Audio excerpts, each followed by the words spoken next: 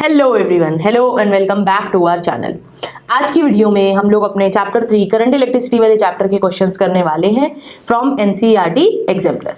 आई hope आप लोगों ने एक बार चैप्टर रिवाइज करा है बिफोर बिगिनिंग द वीडियो। हम लोग पहले आज एमसीक्यू 1 टाइप ऑफ क्वेश्चंस करने वाले हैं जिसमें ओनली सिंगल ऑप्शन करेक्ट होता है। इस चैप्टर में मेनली आपका केसीएल के लिए क्वेश्चन इंपॉर्टेंट है। देन आपका एक रिलेशन होता है between current and drift velocity. वो जो एक फॉर्मूला है I is equal to N E A V D, वो सबसे इंपॉर्टेंट फॉर्मूला है। उसके बाद आपके पास ओम्स लॉ आता है वेक्टर फॉर्म में, J is equal to sigma E. उसका डिडक्शन की ओम्स लॉ वेक्टर फॉर्म में कैसे आप डिराइव करते हो वो formula, resistance, resistivity, conductance, conductivity, Ohm's law या ईएमएफ में जो कॉम्बिनेशन ऑफ सेल्स होता है वो आपको पता होना चाहिए। ओवरऑल अगर हम मिलाकर देखेंगे तो करंट इलेक्ट्रिसिटी एक काफी इंपॉर्टेंट चैप्टर है हमारे क्लास 12th के सिलेबस में। एक बार अच्छे से क्वेश्चंस करने की ट्राई करते हैं। छोटी सी वीडियो रहेगी, अराउंड 6 से 7 क्वेश्चंस ही हैं एमसीक्यू 1 टाइप में, बट ध्यान से करना है। So let's get started with our today's video. So first question से देखते हैं। फर्स्ट क्वेश्चन क्या बोल रहा है, consider a current carrying wire. एक करंट कैरिंग वायर है, आई करंट कैरी कर रही है in the shape of a circle. एक ऐसे करंट कैरिंग वायर है सर्कल की शेप में, वो करंट कैरी कर रही है। आपको बोला है कि as the current progresses along the wire the direction of current density, मतलब अगर आपकी करंट कैरिंग वायर ऐसे सर्कल है तो यहाँ से प्रोग्रेस करने का मतलब क्या है, ये एक सर्कुलर फेज था, ये एक सर्कुलर फेज है वायर का, यहाँ से करंट जब आगे की तरफ प्रोपोगेट कर रहा है उस सिनेरियो में बोल रहे हैं कि जे क्या होता है, करंट डेंसिटी। करंट डेंसिटी को डिफाइन कैसे करते हैं, current flowing per unit area. कैसा लेते हैं, करंट डेंसिटी एक वेक्टर क्वांटिटी होती है, इसकी डायरेक्शन हमेशा किसकी डायरेक्शन में लेते हैं, जो आपको हमेशा एरिया वेक्टर मतलब आउटवर्ड नॉर्मल लेते हैं। या फिर हम इसको और कैसे लिख देते हैं, आपका J is equal to sigma E, vector form of Ohm's law. तो हम यहाँ से क्या बोल सकते हैं कि जे और ई दो ही वेक्टर क्वांटिटीज हैं, तो current density will always be in the direction of electric field. ठीक है, तो क्या बोल रहे हैं कि J changes in an exact manner while the current I remain unaffected. आपसे पूछा है कौन सा एजेंट इसके लिए रिस्पॉन्सिबल हो सकता है। तो ये जो मैंने एक फॉर्मूला लिखा है इसी से पूरी स्टोरी हो जाएगी। कैसे, करंट क्या है, करंट एक स्केलर क्वांटिटी। करंट को कैसे डिफाइन करते हैं, charge flowing per unit time through a particular area. ठीक है, तो करंट एक स्केलर क्वांटिटी होती है, जितना चार्ज फ्लो कर रहा है एक पर्टिकुलर अमाउंट ऑफ टाइम में उससे हम करंट कैलकुलेट कर लेते हैं। उसका कोई डायरेक्शन का किसी और चीज से मतलब नहीं है करंट को। बट जब हम करंट डेंसिटी की बात करते हैं तो करंट डेंसिटी किसकी डायरेक्शन में होती है, हमेशा इलेक्ट्रिक फील्ड की डायरेक्शन में होगी। तो हम ये बोल सकते हैं कि करंट चेंज नहीं हो रहा। क्यों, क्योंकि जो भी rate of flow of charge है वो इक्वल है, वो सेम कांस्टेंट है। बट ऐसा हो सकता है कि जो इलेक्ट्रिक फील्ड की वैल्यू हो वो चेंज हो रही हो, या इलेक्ट्रिक फील्ड की डायरेक्शन चेंज हो रही हो। जब जब इलेक्ट्रिक फील्ड चेंज होगी आइदर इन डायरेक्शन और इन मैग्नीट्यूड, तब तब आपकी करंट डेंसिटी भी चेंज हो जाएगी। तो कौन सा फैक्टर रिस्पॉन्सिबल हो सकता है, electric field. Option number B will be my correct answer in this case. Next question पे चलते हैं। क्वेश्चन नंबर 2 क्या बोल रहा है, two batteries of EMF E1 and E2। आपको एक सर्किट डायग्राम बना के दे रखा है यहाँ पे अगर आप देखोगे, और ये बता रखा है कि E2 की वैल्यू E1 से बड़ी है। दोनों सेल्स का इंटरनल रेजिस्टेंस बता रखा है R1 R2। आपको बोला आप पैरेलल में कनेक्ट कर रहे हो। इक्विवेलेंट ईएमएफ के बारे में देखो, चारों पॉइंट्स है। पहले पॉइंट में बोला है इक्विवेलेंट ईएमएफ E इक्विवेलेंट, उसका एक रिलेशनशिप गिवन है कि वो E1 E2 के बीच में होगा। दूसरे में बोला है छोटा होगा E1 से। तीसरे में बोला है E1 प्लस E2 हो जाएगा, और फोर्थ में मतलब कुल मिला के इक्विवेलेंट ईएमएफ की बात हो रही है।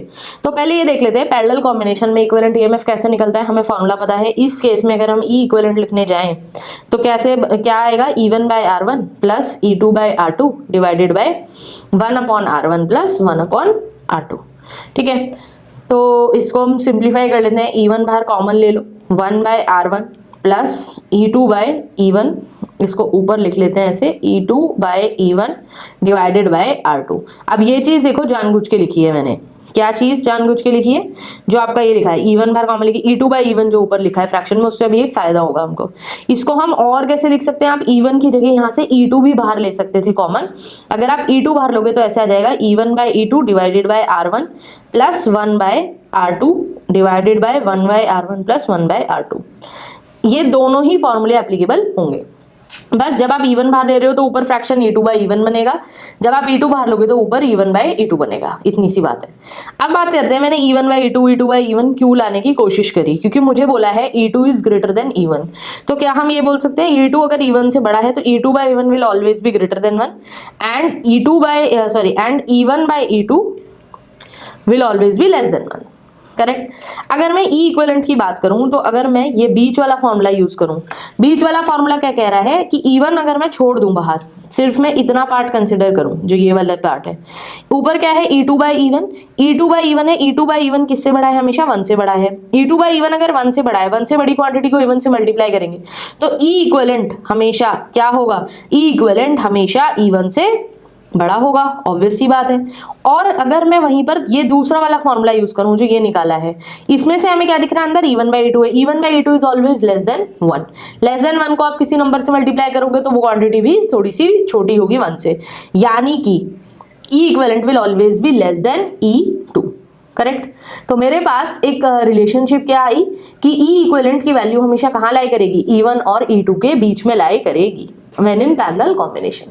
तो मेरा कौन सा ऑप्शन करेक्ट होना चाहिए, option number A should be my correct answer in this case कि इक्विवेलेंट ईएमएफ दोनों के बीच में लाई करेगा। थर्ड क्वेश्चन देखते क्या बोल रहा है, resistance R is to be measured using a metre bridge. Metre bridge use कर रहे हैं। मीटर ब्रिज का सेटअप अगर आपने देखा है, मीटर ब्रिज आपके सिलेबस में पता होना चाहिए, इंपॉर्टेंट डिवाइस है। क्या करते हैं, यहाँ पर हम ऐसे एक रेजिस्टेंस वॉक कर लेते हैं, यहाँ पर एक अननोन रेजिस्टेंस कैलकुलेट कर लेते हैं, रख लेते हैं। एक 100 सेंटीमीटर की वायर होती है, मतलब मीटर ब्रिज की बोल रहे हैं, 1 मीटर की वायर होती है 100 सेंटीमीटर, और हम यहाँ से एक स्टाइलस लेके आते हैं, गैल्वेनोमीटर के साथ कनेक्टेड होता है। उसको ये 0 लेवल, ये 0 स्केल है, ये 100 है। गैल्वेनोमीटर में से जो स्टाइलस कनेक्टेड होता है उसको 0 से 100 तक चलाते हैं। बीच में एक पॉइंट पर हमें नल पॉइंट मिल जाता है। तो यहाँ पर हम बैलेंस व्हीटस्टोन ब्रिज के कॉन्सेप्ट पे काम करता है। मीटर ब्रिज कैसे काम करता है कि ये जो ऊपर रेजिस्टेंसेस हैं इनका ratio should be equal to this ratio of the wire. क्योंकि वायर सेम रेशो की है तो वायर की जो भी लेंथ आती है, जैसे अगर मान लो बैलेंस पॉइंट आपको L डिस्टेंस दूर मिला 0 से, तो ये रिमेनिंग वायर की लेंथ कितनी होगी, 100 - L। तो आप इन दोनों का जब रेजिस्टेंस लोगे तो इन दोनों का रेजिस्टेंस इनकी लेंथ के रेशो में ही आएगा, क्योंकि वायर का एरिया सेम है, वायर का मटेरियल भी सेम है। तो कुल मिला के हम बात क्या बोल सकते हैं कि अगर हमें अननोन रेजिस्टेंस निकालना है R, तो R की वैल्यू कैसे निकाल सकते हैं, एक शंट रेजिस्टर लगाएंगे S, जो शंट बोल सकते हो, स्टैंडर्ड रेजिस्टेंस बोल सकते हो, जो यहाँ पे लगा रहे हैं। फॉर्मूला क्या हो जाएगा, S multiplied by L upon 100 - L। L क्या है, जहां पर भी आपको बैलेंस पॉइंट या नल पॉइंट मिल रहा है।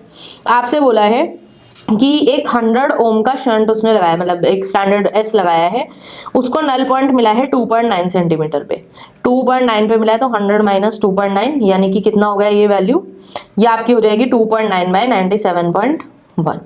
आपसे पूछा है कि एक्यूरेसी अगर इंप्रूव करनी है, तो हमेशा याद रखना अगर एक्यूरेसी इंप्रूव करनी है तो R और S की वैल्यू कंपेरेबल, जितनी ज्यादा कंपेरेबल होगी R और S की वैल्यू, उतना ज्यादा अच्छा रिजल्ट आपको मिलेगा, क्योंकि उतनी एक्यूरेटली आप नल पॉइंट पहचान पाओगे कि कहाँ मिल रहा है।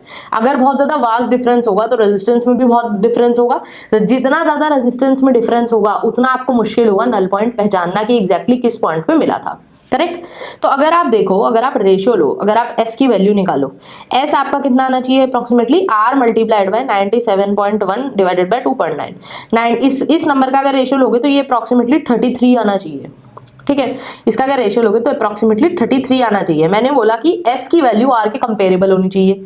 S की वैल्यू अभी कितनी है, अभी हमको अगर एक्यूरेसी बढ़ानी है तो अगर मैं S की वैल्यू को, अभी S is equal to 33 times of R आ रहा है, अगर मैं S की वैल्यू को 33% से रिड्यूस कर दूं, तो 33% रिड्यूस करने के बाद, ये मतलब 33 से रिड्यूस करने के बाद इसकी वैल्यू 1/33 टाइम्स, अगर मैं इसको रिड्यूस कर दूं, अगर R की वैल्यू S/33 हो जाए और R और S मुझे अप्रोक्सीमेटली इक्वल चाहिए, तो S की वैल्यू मैं क्या कर दूं, अभी 100 थी, 100/33 यानी कि अप्रोक्सीमेटली 3 पॉइंट समथिंग अगर कर दूं तो एक्यूरेसी बढ़ जाएगी। तो कौन सा ऑप्शन करेक्ट होना चाहिए, ऑप्शन नंबर C। हमेशा याद रखना है जितनी हाई एक्यूरेसी चाहिए उतनी ही कंपेरेबल वैल्यूज होनी चाहिए दोनों रजिस्टर्स की, ठीक है। नेक्स्ट देखते हैं, 2 cells of EMF approximately 5 volt and 10 volt are to be accurately compared using a potentiometer of length 400 centimeter। Potentiometer, आपके पास एक डिवाइस है, पोटेंशियोमीटर में एक 5 वोल्ट और एक 10 वोल्ट की बैटरी को कंपेयर करना है। तो आपसे पूछा है कि जो बैटरी पोटेंशियोमीटर को चला रही है, अब हमेशा याद रखना जो भी एक्सटर्नल बैटरी जिससे पोटेंशियोमीटर रन कर रहा है, जिससे आप कंपेयर करोगे, तो कंपैरिजन वाला बंदा, तो इसको ऐसे समझना है कि अगर दो लोगों में लड़ाई हुई है, लड़ाई सॉर्ट आउट करने के लिए हमेशा ये जो दो पार्टीज इन्वॉल्व है उस लड़ाई में, सॉर्ट आउट हमेशा वही बंदा लड़ाई को सॉर्ट आउट कर सकता है जो इन दोनों से स्ट्रांग हुआ। कोई भी अगर किसको, वो जो इंसान सॉर्ट कर रहा है, अगर वो इन दोनों में से किसी भी एक बंदे से वीक हुआ तो वो कभी सॉर्ट आउट कर ही नहीं पाएगा। सेम चीज बैटरी के साथ है। तो पोटेंशियोमीटर से आप 5 और 10 वोल्ट कंपेयर करना चाह रहे हो, तो पोटेंशियोमीटर को जो ड्राइव कर रहा है उसके ऑफ कोर्स ही बात है कि उसके अक्रॉस जो पोटेंशियल ड्रॉप है वो 10 से ज्यादा होना चाहिए फिर उस केस में। ठीक है, तो देखो डायरेक्ट आपको दिख जाएगा, ऑप्शन नंबर बी हमारा आंसर हो जाएगा। क्या बोल रहा है कि वोल्टेज 15 वोल्ट हो सकती है और आर को हम इस तरीके से एडजस्ट करें कि जो पोटेंशियल ड्रॉप है दैट शुड एक्सीड 10 वोल्ट्स। अगर मान लीजिए अभी यहाँ पर बैटरी होती है 5 वोल्ट और 15 वोल्ट, तब हम कहते हैं कि पोटेंशियल ड्रॉप 15 से ज्यादा होना चाहिए। ठीक है, नेक्स्ट फिफ्थ क्वेश्चन क्या बोल रहा है, एक मेटल की रॉड है, उसकी लेंथ 10 सेंटीमीटर है, और एक मेटल की रॉड है, ऐसे एक क्यूबॉइड टाइप का है और उसकी लेंथ 10 सेंटीमीटर है, और ये जो एरिया है ये 1/2 सेंटीमीटर का है।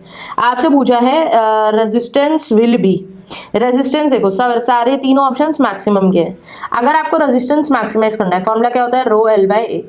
रेजिस्टेंस मैक्सिमाइज करना है तो एरिया क्या होना चाहिए, मिनिमम। करेक्ट, एरिया मिनिमम अगर करना है तो एरिया मिनिमम, एरिया देखो 3 फेसेस पॉसिबल हैं इसके अंदर। 3 फेस क्या हो सकते हैं, एक हो सकता है 10/1 का, एक हो सकता है 10/1/2 का, और एक हो सकता है 1/1 into 1/2। यहाँ से अगर एरिया निकालोगे तो 10 आएगा, यहाँ से 5 आएगा, यहाँ से 1/2 आएगा। मिनिमम एरिया किस में आ रहा है, 1 क्रॉस 1/2 वाले क्रॉस सेक्शन में जब आप कनेक्ट करोगे तो मैक्सिमम रेजिस्टेंस किस में होगी, 1 सेंटीमीटर बाय 1/2 सेंटीमीटर वाले एरिया के क्रॉस जब आप कनेक्ट करोगे उसको। तो option number A will be your correct answer. ठीक है, क्वेश्चन नंबर 6 क्या बोल रहा है, अच्छा लास्ट क्वेश्चन है, नीचे MCQ 2 टाइप ऑफ क्वेश्चन है। क्वेश्चन 6 क्या बोल रहा है, which of the following characteristics of electrons determine the current in a conductor. आपसे बोला है इलेक्ट्रॉन की कौन सी कैरेक्टरिस्टिक करंट डिटरमाइन करेगी। तो अभी मैंने वीडियो स्टार्ट करने से पहले बोला था कि बहुत इंपॉर्टेंट फॉर्मूला है I = NEAVD। बोर्ड के पेपर में इस फॉर्मूले की डेरिवेशन मतलब काउंट भी नहीं है कि कितने बार पूछी गई है, बहुत इंपॉर्टेंट डेरिवेशन है और बहुत इंपॉर्टेंट फॉर्मूला, ये जरूर आएगा पेपर में। तो यहाँ पे अगर आप देखोगे तो हम यहाँ पे क्या बोल सकते हैं, I will be directly proportional to N। N क्या होता है, number of charge carriers per unit volume. अब ये याद रखना, लोग ये भूल जाते हैं कि पर यूनिट वॉल्यूम भी है। Number of charge carriers per unit volume, per unit volume जितने भी चार्ज कैरियर्स हैं, मान लो total n number of electrons थे तो n upon volume, charge carriers per unit volume हम स्मॉल n को डिनोट करते हैं उससे। E आपका चार्ज ऑन इलेक्ट्रॉन है, ये तो फिक्स है, चलो इसको हटा दो। A is the area, VD is the drift velocity. तो आपसे बोल रहे हैं इलेक्ट्रॉन की कौन सी कैरेक्टरिस्टिक पे डिपेंड करेगा, थर्मल वेलोसिटी पे डिपेंड करेगा, नहीं। ड्रिफ्ट वेलोसिटी, थर्मल वेलोसिटी, नहीं। सिर्फ और सिर्फ आप देख रहे हो कौन रोल प्ले कर रहा है यहाँ पे, थर्मल वेलोसिटी। तो कौन सा ऑप्शन हो जाएगा, सीधे सीधे option number A will be your correct answer, कि current will only and only depend on drift velocity in this. So this was all about our today's video. I hope आपको एक बार अच्छा रिवीजन मिला होगा सारे ही कॉन्सेप्ट्स का इस chapter के। नेक्स्ट वीडियो में हम लोग MCQ 2 टाइप ऑफ क्वेश्चंस करने वाले हैं, so stay tune to the channel for more such videos. I hope आपको वीडियो अच्छा लगा होगा। In case you like the video then do like, share and subscribe to our channel. Thank you so much for watching the video. See you in the next video.